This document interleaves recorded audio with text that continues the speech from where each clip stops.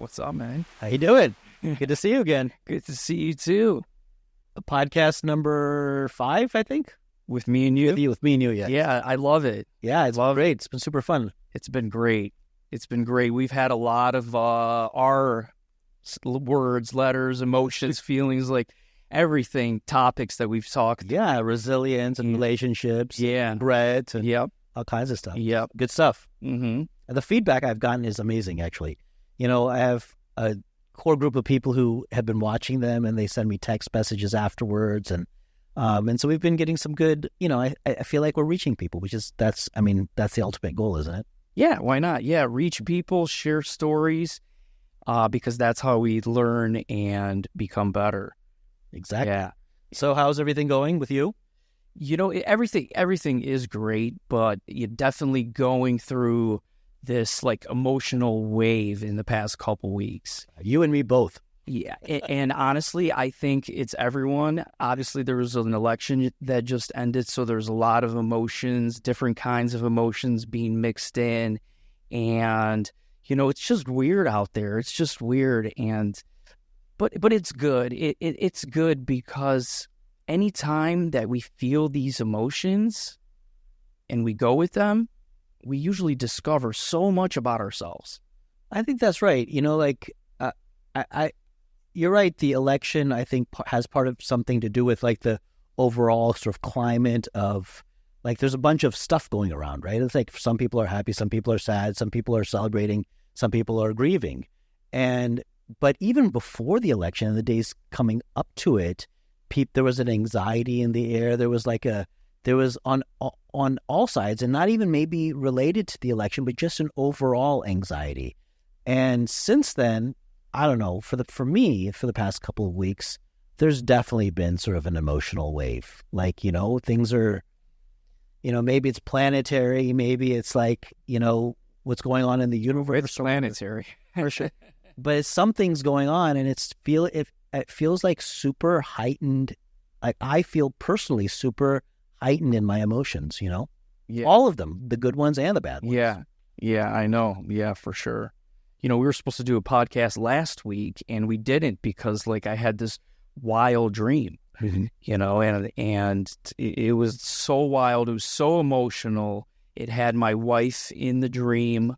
We were in this house having a good time, and then she was gone. She died, and I had blamed myself for the death, and it seemed like I was crying for like an hour. Oh, geez. And I come out of there, you know, I wake up, and, you know, there's no tears, but, you know, it was as real as it happened, and I believe that there's a reason why it happened. And again, we talk about emotions. We're all going through this emotional thing, and it's different for everyone. You know, I'm not political, so I'm not emotional in that sense. Mm-hmm. But you see, I had this dream, and it happened at a weird time because usually when I drop off my son at 7 a.m., I just start working, either go to the gyms or work at home. And today that day I was feeling like really like I needed extra sleep. Yeah. And during that extra hour and a half, that's when that happened. How did you process that since then? Like, what did you do to like sort of come to terms with that? That's super emotional to see your late wife and, you know, and to feel blame after all these years. And like, that's a lot. Yeah. No, it was very emotional. It was very emotional. So I think I'm still processing it. Definitely. I don't know yet. Like, I think what's going to happen is that I'm going to feel good. Like, I feel good now, but that memory of when that happened is only, a week? It happened a week ago. Last Thursday, yeah. So I'm still kind of like, you know, I don't blame myself. I mean, I do and I don't. It's weird because, like, at the end of the day, it had to happen. Yeah. Like that, because everything happens for a reason. You know, we all talk about that all the time. So I'm good on that end. But we're also emotional beings, you know, in this space and time playing these human roles. So, and we're not sure yet how to like fully like heal ourselves and fix ourselves. We know there's a combination of science, but there's a lot of emotional intelligence there, and there's a lot of mental inventory that needs to be done and cleared. Like, we know that. So we're trying to piece it all together individually and as a society because we're interlinked. Mm-hmm. What's interesting for me about this conversation is that you're giving yourself time and space to figure it out. You're not trying to come to a solution quickly. I mean, I'm very, like, if it were me, you're laughing. What is going on? You don't know now. Look up dreams and call 3 different people spiritual, this, that. Exactly. That is exactly what I would do. I would be so all over that to try to solve it, and but there's a lesson there about not trying to solve it, right? Like trying to just live it in the moment, try to understand it, give yourself some time and space to sort of let it resolve itself, and then hopefully that it resolves itself in a even more positive way. Yeah, no, it 100% will, because I'm no longer running from my emotions. Mm-hmm. And I know that you cannot do that. Mm-hmm. You just can't. It's interesting. Blame is an interesting topic. I mean, you brought it up because of what came into your dream, but in my own journey, there was a time that I blamed myself for everything, for so much, for everything that's happened in our family, and with my friends and cousins and former coworkers and everything. And there came a time that I had to just let that go. Right. And just let go of that blame, because it was so damaging to me. Like, to carry that weight for those many years was really hard. I do, now that I'm out and doing really well and, living a great life and super happy and, in relationships and family situations, it does still creep up, So I guess the sort of connection I'm making is, like, even though it's been many years, it's been 3 years, right, for you. Yeah. For me, things been going on for 10 years. The emotions do sometimes come back, even when you think you have a grip on them, or you have resolved them, or you've processed them. Like, I feel like I dealt with blame a long time ago, but lately, in the past many months, it's come back several times. Like, feeling of like blaming myself all over again. Yeah. For a situation that I thought I really kind of resolved. Yeah. 100%. We don't know when it's fully resolved, if ever. But here's the thing: if it comes up, that's an opportunity for you to let more go. Like, I look at that dream of blame was subconsciously my body wanted to let it go. It had to do it through a dream. That's interesting. So where do you think you are on your resolution or resolving journey? Just along it. Yeah, who knows? That's the difference between you and me. You can be on the journey, and I need to know where the end is, right? Like, I need to know where I'm trying to get to. There is no end. There is no end. I mean, we should all have a vision, a dream of what our heart wants in this life, and live like that daily.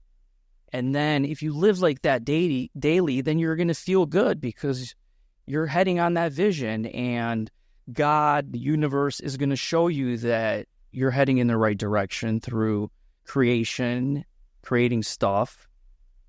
And you keep going. That's it. What else is there to do? How do you know?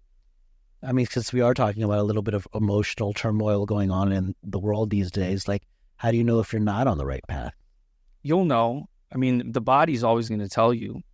You're going to have signs. There's signs everywhere. Hopefully it's not anything crazy like, a disease or anything, but even through a disease, people come out on the other side completely different human beings. More living in the heart and just in love with reality.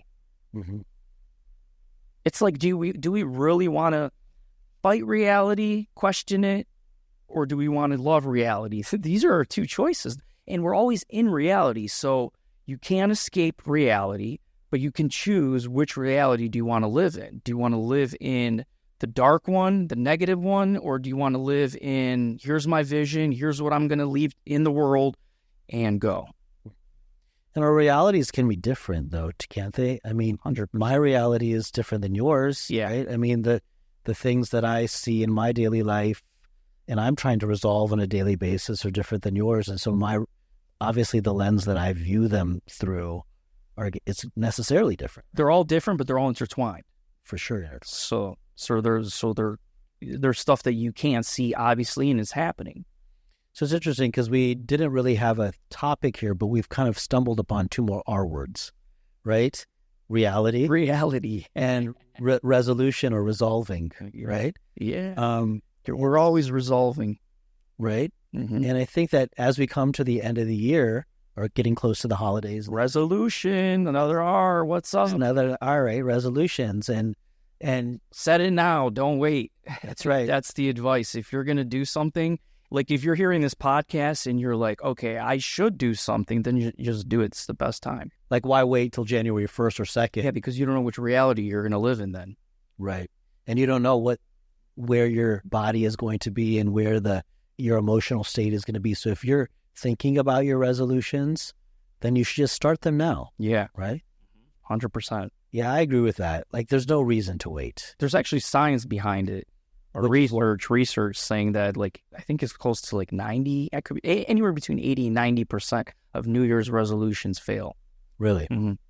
That makes sense to me because people think about them. January, February, the gym, you try to go to Lifetime, forget about it. So packed.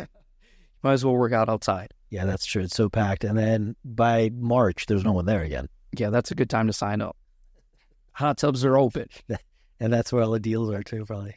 All the what? All the deals. All the deals, yeah, April. Yeah. At the end of the day, everyone wants to work out. It's like, where's your reality?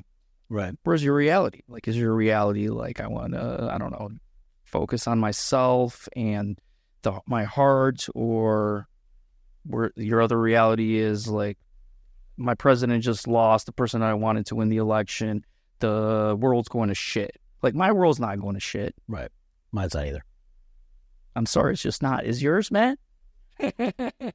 We're all living our best lives. So that's the point, is we can make conscious choices that fast, that radical. You could say, no, the world, I love this world. I got every opportunity. I love this country. I want to create. I'm going to just go do it. I'm going to change this, change that, say no to them, create boundaries. I'm going to focus on myself. I'm going to get healthy. I'm going to try different approaches because this doesn't work. I'm going to try something else. Never give up, because you're always in this reality. You're always in the now. Why even? It doesn't matter. Just go. Yeah. Yeah, that's really worked for me. I mean, I being able to sort of decide that you want to do something and then being able to do it, what a gift of freedom that is, right? Like, I mean, for me, again, in my own journey, that's something that I didn't have for the past many years, is the ability to say, I'm going to go do this. I want to do this. I'm resolving to do this, and I'm going to go do it now. Right, because I was limited in the choices that I could make. But what a gift it's been to be out and then say, this is what I want to do. I'm going to go do it, and it feels so good, to accomplish something and to get it done and to have made that decision on your own. Yeah, and not have anyone to sort of answer to about it. Like, it's a huge gift of freedom. 100%. You found out more of who you are, locked up in isolation. It gave you a time to discover your heart, what you like, what you want to do, who you are. You came out, you said, that's what I'm going to do. You said you're not sure where it's going to lead, but you're just going to do it because it feels good. Okay, so you took the step. Yeah. And I mean, here you are, you're helping us. Again, we have a big vision. And it feels good. We don't know where it's going, but it feels good. And if it feels good, why not do it? Like, what are we doing? What's the whole point of existing? Is it not to like feel good about ourselves and what we're doing? Mm-hmm. No, that's right. For me, it's a great feeling to be able to wake up every day or go to sleep at night and knowing that I've resolved to do the things that I want to do. Right? Like, despite the obstacles to get here and to and all the challenges that I've had to face to sort of be able to get to this point, like the fact that I get to decide every day feels awesome. Yeah.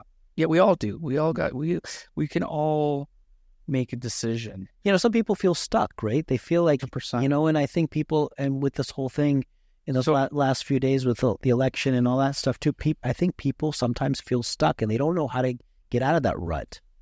There's one surefire way, but it's hard because it's a radical shift in thinking. Yes. You got to follow your heart. You got to trust, have faith, which is the same, and follow your heart. And if you do that, you'll be able to get out of your ruts. Yeah, you'll be able to get unstuck faster. Because stuckness is an energy. What do you mean by that? Like it's an energetic phase. Like usually, maybe you're not moving your body, you're doing the same boring thing every day. Like you're not moving your energy, your vitality, your spirit in a circular direction, or in a spiral, I should say. Everything's a spiral in the universe and in our body. In a spiral direction, you're not moving your energy.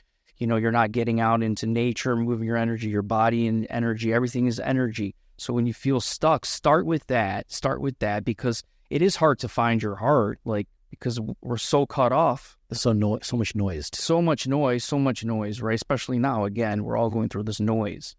A lot of noise. Yeah. A lot of noise. So literally get up and move? Yeah. I think stuck, if you're saying I feel stuck, if that's what you're saying to yourself, you gotta move your body. You gotta change your state. You get to change your state. When you change your state, you can change your story. You can find the story through your state. Like I was sitting in an infrared sauna sweating, and then my state was like that, and that's where I saw my future self. Change your state. You can do it on a run, on a walk, nature is a great tool. If you feel stuck, maybe you got to take a trip somewhere to the desert or in the mountains. You got to move. You got to change your environment for a little while, right? That could help. Give you some clarity or something. And give you some clarity. And most importantly, be kind to yourself and admit that you're stuck and you feel this emotion of stuck, okay? And don't run away from it. And then when you feel it, then you okay, I'm ready to get out. So, to our listeners, to me, that's great advice. Like many people are feeling stuck. They feel like there's they're just, it's the end of the year and the holidays are coming, and that can be an emotional time for a lot of people, positive and otherwise. And if you're feeling stuck, go outside. The weather's been fantastic here. It's already, November and it's still beautiful outside here. So if you just take a nice brisk walk and, get some fresh air, that can help you get out of some of the stuckness that you might be feeling. 100%. And also thinking too far ahead will cause you to be stuck. We're always in just this day, right? Tomorrow's you're going to be in that day. So take it one day at a time. Don't think that I have too much to do, too far to go. You can't go farther than what's in today. You can't surpass today and go a month from today. I need to do it now. No one's doing that. So live in today. If you're feeling stuck, what do you need to do? First of all, if you're aware that you're stuck, that's already good, because then you can make a conscious decision of getting unstuck. And maybe it is just as easy as going for a walk. It's interesting. You said that you can't go for more than today. In my last 10 years, there was this the way people count time when they're inside. There's a weird way they do it.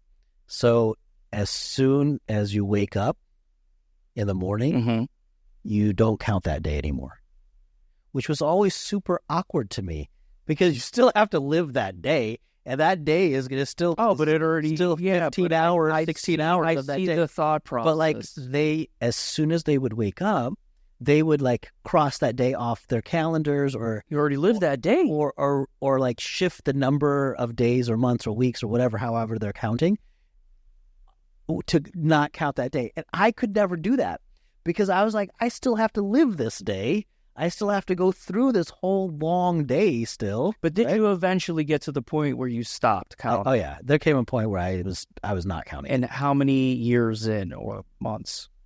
After about a year or so, I stopped counting because it's like there's no point in counting. Like it was always so stressful to think of the number. Right? It was such a large... 9 years is a long time. Yeah, it's such a large number. And so, like, taking a day off or a week off or a month off, it still was a large number. So for me, it wasn't like... I was like, I'm not doing this. And even in my last weeks and months there, I wasn't counting the days. Just because it was, like, so...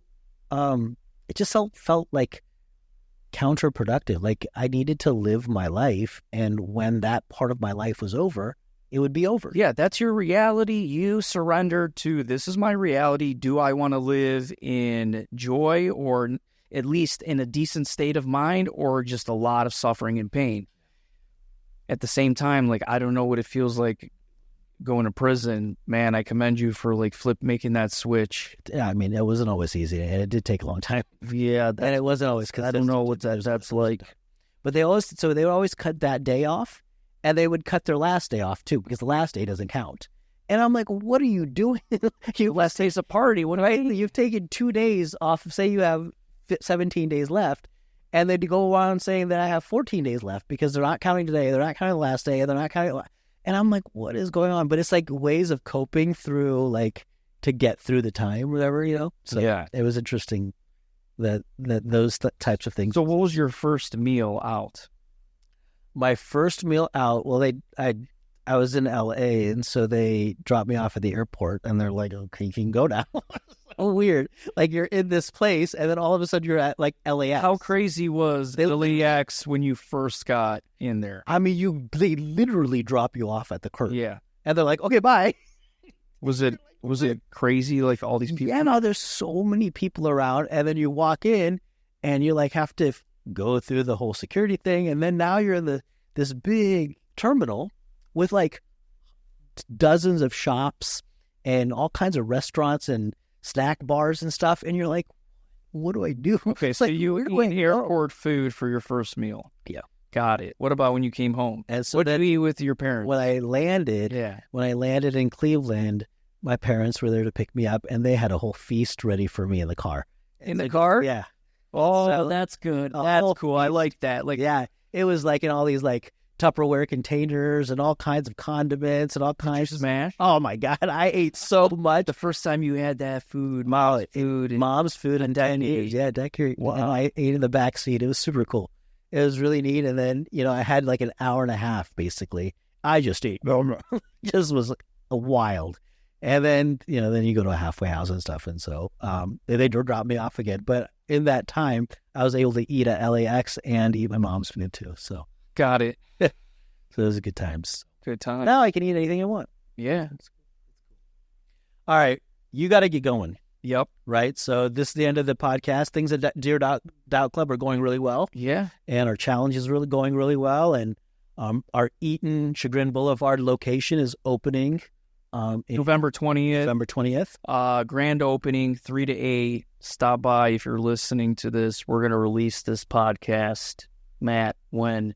Can you release it before? Sure. All right, this is coming out because we just, yeah. What is today? November 7th. 7th. All right, so we're going to get this one out. Thanks for listening, guys. We'll see you later. Here. Yeah, bye.